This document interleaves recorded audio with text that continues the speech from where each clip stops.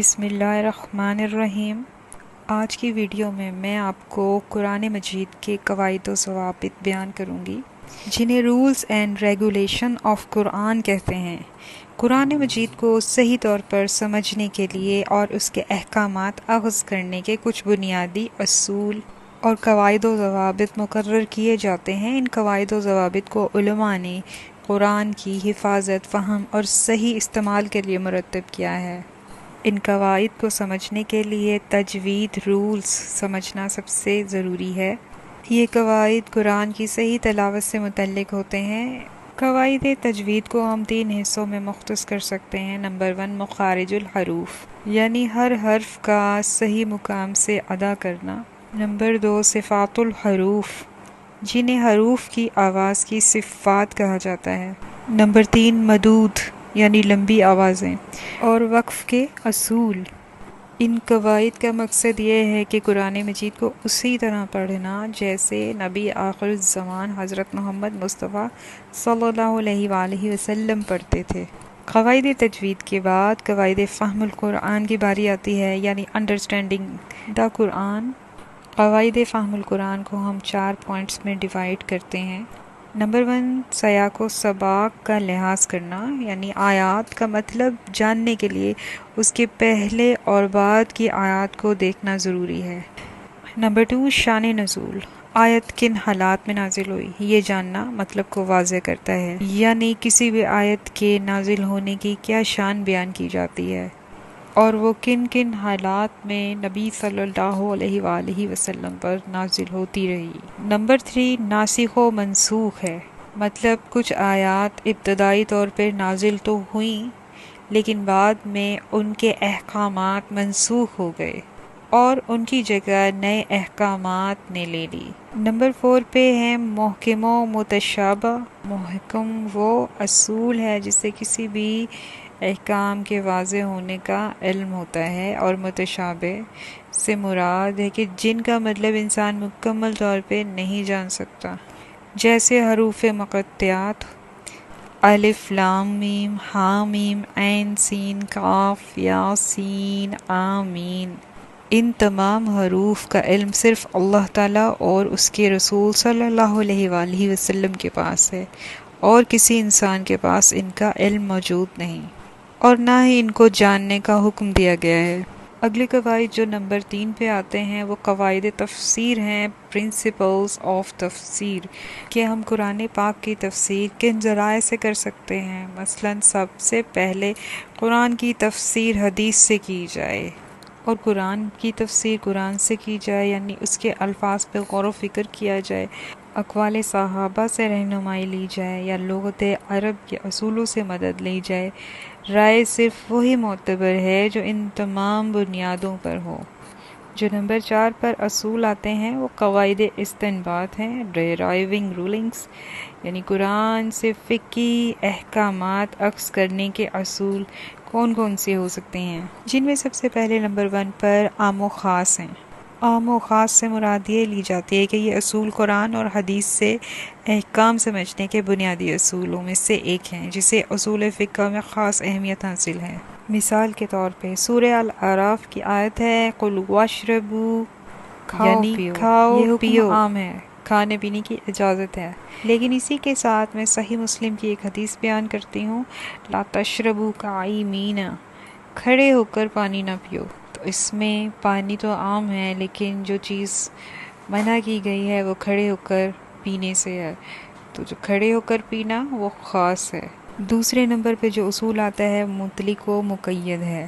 مطلق وہ حکم ہے یا وہ لفظ ہے جو کسی خاص قید یا شرط کے بغیر دیا گیا ہو، یعنی بغیر کسی خاص حد یا تفصیل کے بیان کیا گیا ہو، اور مقید سے مراد وہ حکم یا لفظ جو کسی خاص قید یا شرط کے ساتھ دیا گیا ہو، یعنی ایک محدود یا خاص حالت میں۔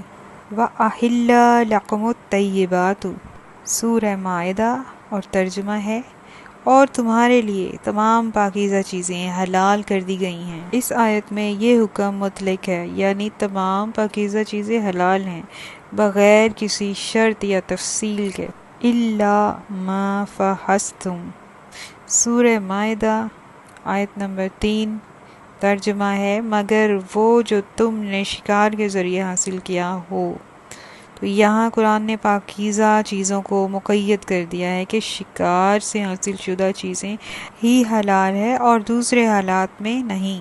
اب باری آتی ہے قیاس، اجماع، عرف وغیرہ کا لحاظ کرنا کیسے، یعنی ان کا استعمال اور مثال کے ذریعے واضح کرنا۔ قیاس ایک فقہی اصطلاح ہے جس کا مطلب کسی نئے کا حکم اس اصول یا مسئلے سے نکالنا جس کا حکم قرآن یا حدیث میں موجود ہو اور دونوں میں علت یعنی ایک وجہ ایک جیسی پائی جاتی ہو۔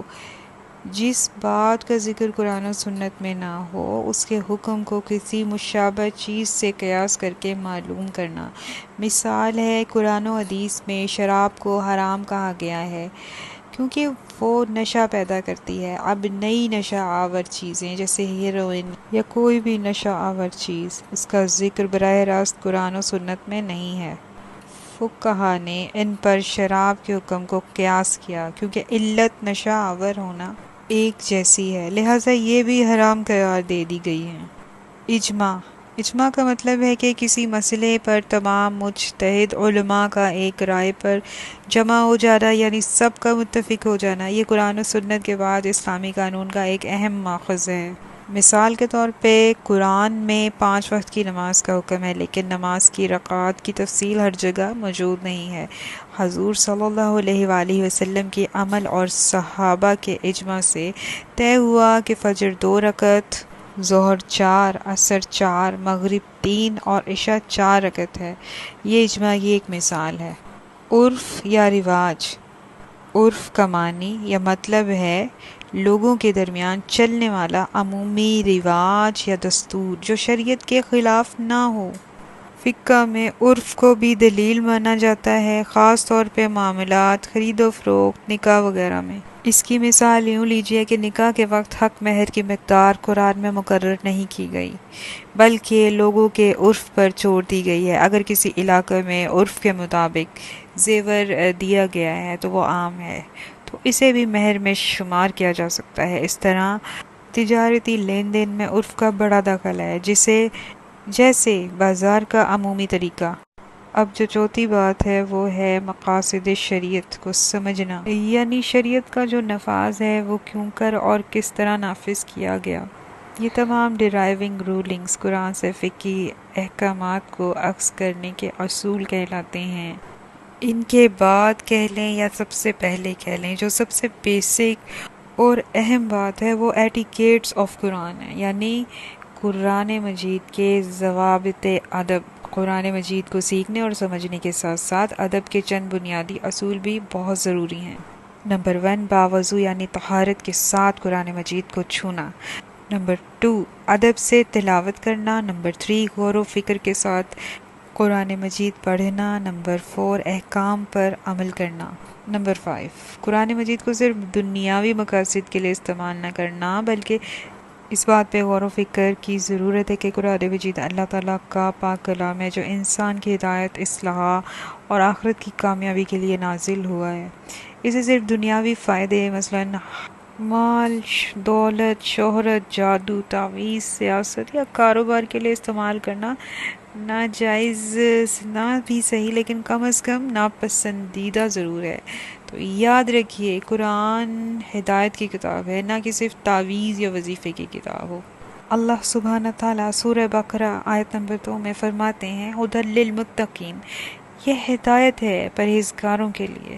تو سامعین، ہمیں اللہ تعالیٰ کے اس پاک کلام کو سمجھنے کے لیے ان تمام اصولوں کو بھی سمجھنا بہت ضروری ہے۔ اللہ تعالیٰ سے دعا ہے کہ اللہ تعالیٰ ہم سب کو اس کتاب عظیم قرآن الحکیم کو سمجھنے کی اور اس پہ عمل کرنے کی توفیق عطا فرمائے۔ آمین ثم آمین۔ ربی یسر ولا تعسر وتمم بالخیر وبک نستعین۔